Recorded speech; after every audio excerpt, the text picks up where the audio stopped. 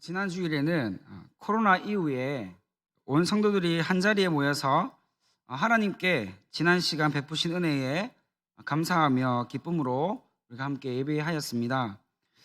제가 앞에서 이제 이 축제 주일을 또 사진을 찍으면서 성도님들이 정말 오랜만에 자리에 앉으셔서 예배하는 모습을 보니까 감격스러움이 몰려왔습니다. 특별히 우리는 추수감사주일을 절대감사 축제 주일로 우리가 지키면서 우리도 모르는 사이에 우리 삶에서 잊혀졌던 이 감사를 다시 회복할 수 있는 정말로 이 위드 코로나 시대 가운데 앞으로 우리가 더욱 힘써 가꾸고 또 지켜야 할 은혜가 바로 이 감사라는 사실을 말씀을 통해서도 확인하게 되었습니다.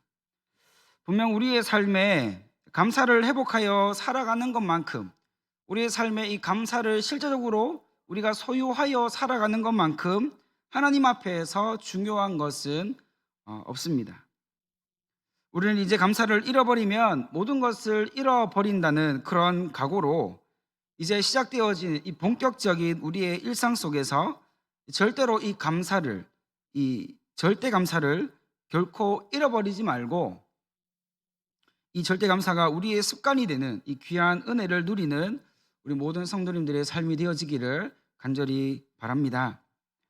오늘 우리가 함께 보았던 이 본문 말씀은 예수님께서 여리고에 가까이 다가오셨을 때에 길에서 만난 앞을 보지 못하는 이 맹인의 이야기가 등장하고 있습니다. 여기서 맹인이라 함은 일단 앞을 보지 못하기 때문에 모든 것을 혼자 할 수 없는 사람을 뜻합니다. 그러니까 누군가의 도움이 꼭 필요한 사람이라는 것이죠. 마태복음에서도 이 맹인 이야기가 등장하고 또 마가복음에서도 이 맹인 이야기가 똑같이 등장하고 있습니다. 우리는 이 두 본문을 통해서 오늘 누가복음에서 등장하는 이 맹인에 대해서 우리는 유추해 볼 수가 있습니다.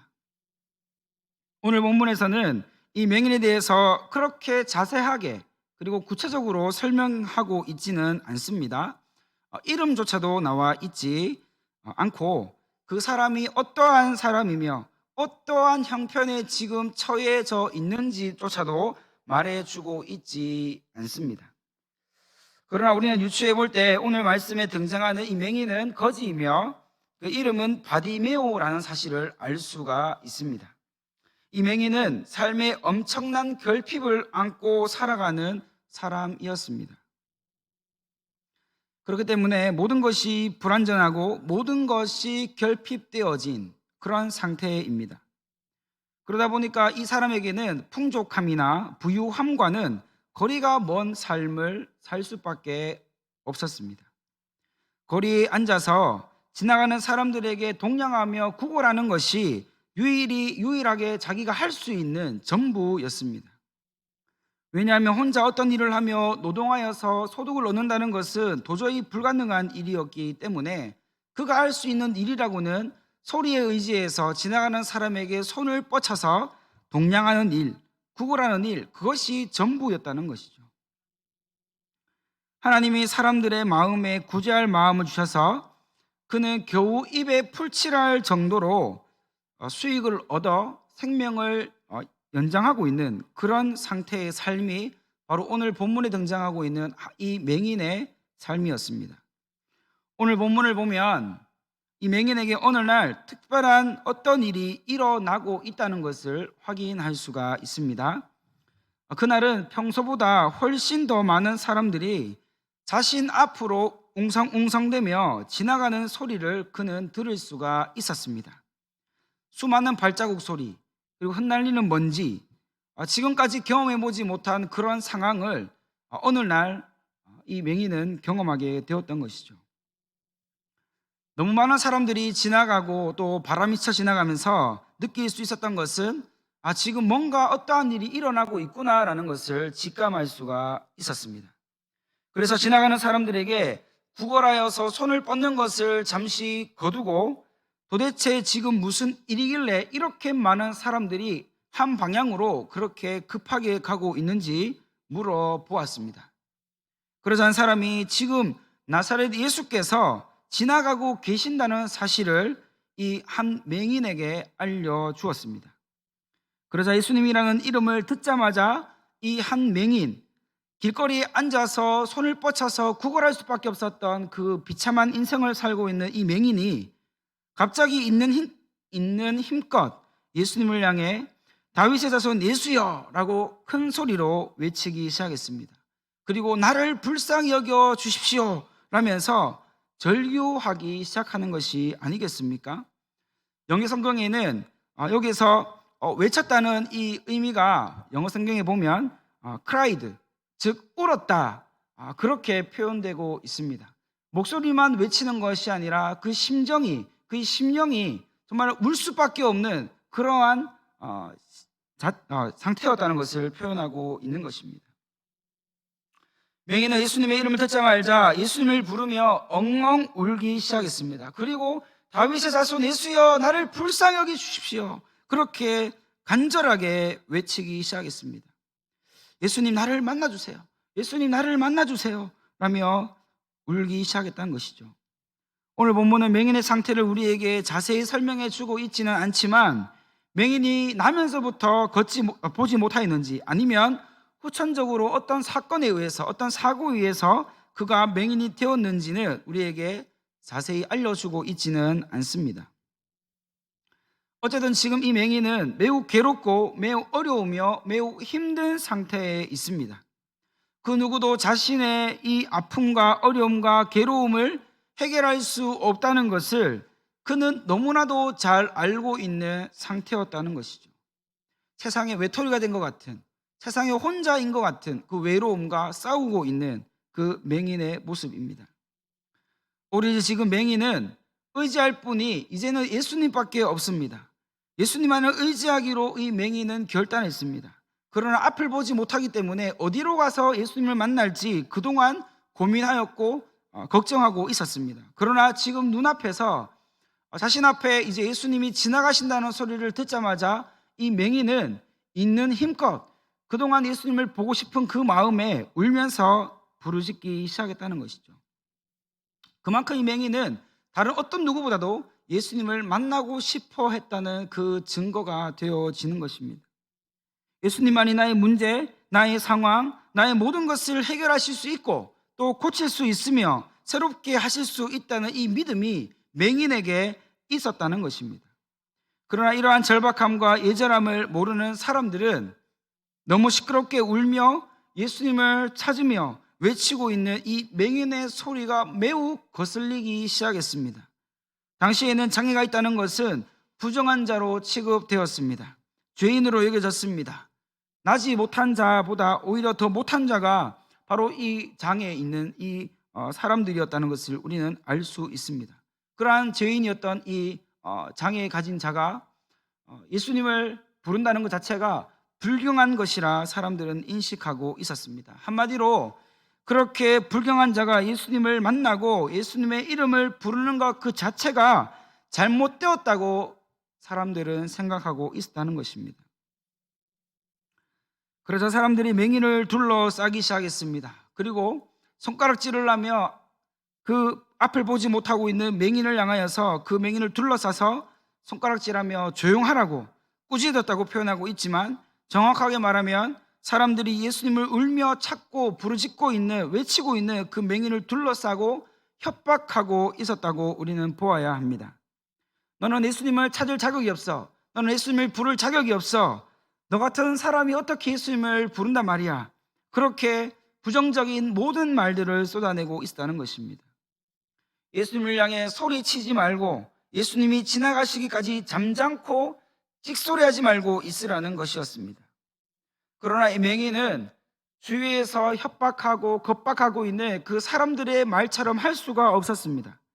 그래서 맹인은 둘러싼 사람들이 어떠한 일을 이야기를 하고 어떻게 협박을 하든지 그 소리가 전혀 기억나지 않았습니다.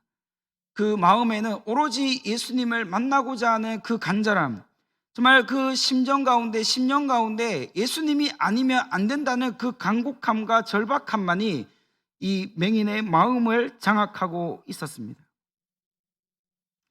당장 예수님을 만나서 내 인생에 도무지 해결할 수 없었던 이 앞을 보지 못하는 문제, 내 인생의 현상, 그 모든 것들을 예수님을 만나야지만 해결함 받을 수 있고 고침 받을 수 있고 치유받을 수 있다는 이러한 확실한 믿음이 계속해서 자라나고 있었다는 것을 우리에게 보여주고 있습니다. 그래서 맹인은 곧장 그러한 자신의 믿음대로 행동하기 시작합니다. 맹인은 더욱 크게 소리 지르기 시작했습니다. 아까 전과 똑같은 고백을 합니다. 다윗의 자손이여 나를 불쌍히 여기소서라며 외치고 있는데, 여기서는 더 강력하게 그리고 아주 단호하게 예수님을 찾고 있는 것을 확인하게 됩니다. 그 절박하고 그 예절함이 예수님께 들렸을까요? 예수님께서 맹인의 외치는 소리에 반응하기 시작하셨습니다. 많은 사람들은 그 저주받은 맹인이 예수님을 만나는 것을 못마땅하게 생각하고 있었지만, 예수님은 그들의 말보다 이 한 영혼이 절규하며 온 마음과 온 삶을 끌어와서 외치는 눈물의 외침에 반응하기 시작하셨다는 것이죠. 예수님은 소리나는 곳을 향하여 사람들에게 나를 찾는 자를 데리고 오라고 명령하셨습니다. 사실 예수님은 소리만 들어도 이 소리가 누구의 소리인지 이미 알고 계셨을 것입니다. 왜냐하면 예수님을 향해 그렇게 뜨겁게 그리고 온 삶을 녹인 것 같은 외침은 지금까지 들어본 적이 없었기 때문입니다. 그 간절한 외침, 그 눈물, 예수님은 한 번도 그러한 것을 들어본 적이 없었습니다. 그 외침은 어떤 외침이었습니까? 죄인의 외침이었습니다. 그 외침은 세상의 것을 보지 못하고 오직 예수님만 바라볼 수 있는 영혼의 부르짖음이었습니다. 이제 예수님 앞에 맹인이 이제 서게 되었습니다. 정말로 역사적인 이 순간입니다. 그때 예수님은 단도직입적으로 거두절미하고 맹인에게 내가 네게 무엇을 하여 주기를 원하느냐라고 물으셨습니다. 그러자 이 맹인은 예수님의 이 물음이 끝나기도 전에 주여 저는 보기를 원합니다 라고 이렇게 자신의 마음속에 있던 그 진심을 예수님을 향해서 그동안 하고 싶었던 그 말을 고백하기 시작했습니다. 그 보기를 원한다는 이 한마디는 이 맹인의 소원이었습니다. 정말로 그렇게 되기를 간절하게 바라는 그 소망함이 이 한마디에 다 녹아져 있는 것이죠. 더 좋은 집을 갖기를 원합니다. 더 좋은 차를 갖기를 원합니다. 더 좋은 직장을 얻기를 원합니다. 이런 소유에 대한 문제가 아니라 그저 육신의 가장 급박한 문제, 이 현실, 보기를 원한다는 이 근본적인 문제를 해결하기 위한 이 마음, 이 고백을 이 예수님 앞에 이 맹인은 하염없이 눈물을 흘리며 고백하게 되었던 것이죠. 하염없이 흐르는 그 눈물 사이로 이 맹인의 기쁨이 보이지 않으십니까? 예수님을 만나기 전에는 그 누구도 기대할 수 없었던 기쁨이었습니다. 누구에게도 의지할 수 없었던 그런 기쁨이었습니다.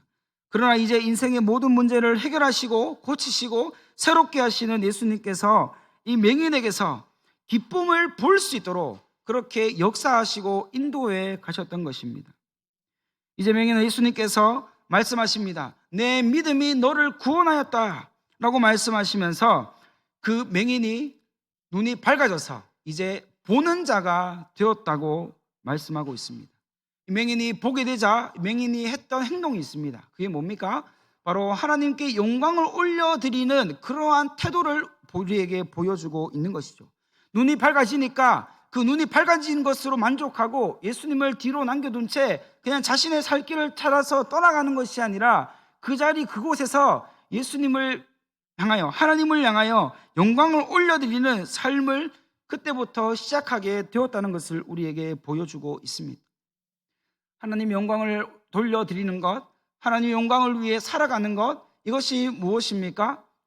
내가 잘났다고, 내가 능력이 있어서 내가 그동안 뜨지 못했던 눈이 떠졌다고 그렇게 자신의 그런 현상을 가지고 자랑하는 것이 아닙니다. 영광을 올려드린다는 것은 바로 내 인생, 내 모든 것이 주의 은혜로 하나님께서 역사하셔서 지금까지 이렇게 인도되어 왔다는 그런 하나님의 크심을 자랑하는 것, 하나님의 크심을 감사하고 하나님의 크심을 기뻐하는 것, 그것이 바로 하나님께 영광 올려드려지는 삶의 특징인 것입니다.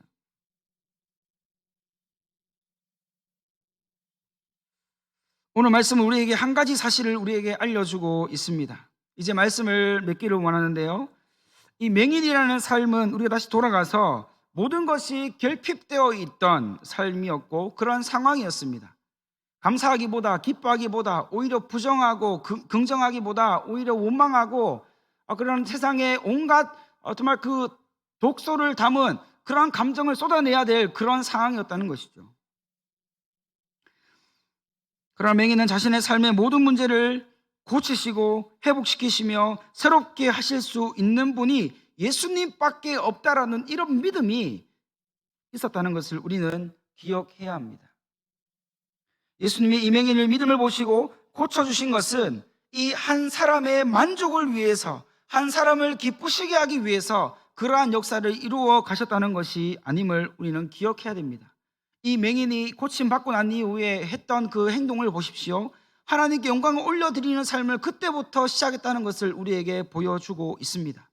이 맹인은 이 하나님께 기뻐하고 하나님께 감사하는 일을 자신의 그러한 오랫동안 해결하지 못했던 문제가 해결되어지면서 그냥 거기서 끝나는 것이 아니었습니다. 거기서부터 죽을 때까지 평생 하나님을 향한 감사와 기쁨과 믿음의 고백을 끊임없이 하나님의 이름을 위해서 선포하고 고백했다는 것을 우리에게 보여주고 있는 것입니다.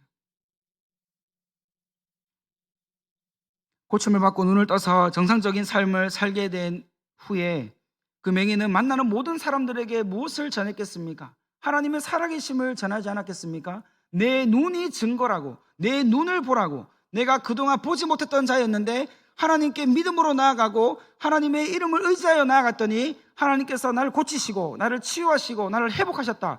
그러니 하나님은 살아계시다라고 하면서 하나님의 높으심과 그 이름을 끝없이 자랑하고 증거하는 그러한 삶을 계속해서 지속하여 살아갔다는 그런 모습을 우리에게 보여주고 있는 것이죠. 여러분, 감사는 완료형이 되어서는 결단코 되지 않습니다. 감사는 완료형이 아니라 어떻게 되어야 합니까? 진행형이 되어야 됩니다. 감사는 지금 여기서 끝나는 것이 아니라 앞으로 우리가 살아가는 모든 삶 가운데서, 모든 순간 가운데서 진행형으로 남아 있어야 된다는 것이죠. 과거에도 현재에도 미래에도 이 감사는 우리의 삶 가운데서 진행형, ing의 삶을 계속해서 살아가야 한다는 겁니다. 완료형은 어떤 것입니까? 내가 옛날에 감사했었다, 내가 그렇게 했었다 라고 거기서 마무리 짓는 것입니다. 거기서 끝나는 것입니다. 그러나 이 진행형은 내가 감사하고 있다, 앞으로도 감사할 것이다, 무조건 감사할 것이다 라고 하는 그런 진행, 계속 되어지는 일들로 우리가 믿고 나아가는 것이 바로 이 ing, 바로 이 진행력에 속해 있어야 한다는 것이죠. 세상이 우리를 향해서 안 돼, 포기해, 여기까지야 라고 말하는 그 순간에서도 우리는 믿음의 눈을 들어서 우리를 ing의 삶을 살게 하시고 감사의 고백을 끝없이 하게 하시는 하나님의 그 인도하심을 받아 우리가 그 순종함으로 순간순간 우리를 승리하게 하시고 이기게 하시고 또한 우리를 회복하게 하셔서 이 맹인이 눈을 떠서 하나님께 영원토록 죽는 날까지 영광 올려드렸던 것처럼 우리의 감사도 이러한 시너지 효과를 나타내며 하나님의 이름을 우리의 인생이라는 이 작은 공간 가운데, 시간 가운데 하나님을 위해 기꺼이 나아가고 기꺼이 우리 믿음을 내어드리는 귀한 은혜가 넘치는 우리 모든 성도님들의 삶이 되어지시기를 간절히 바랍니다.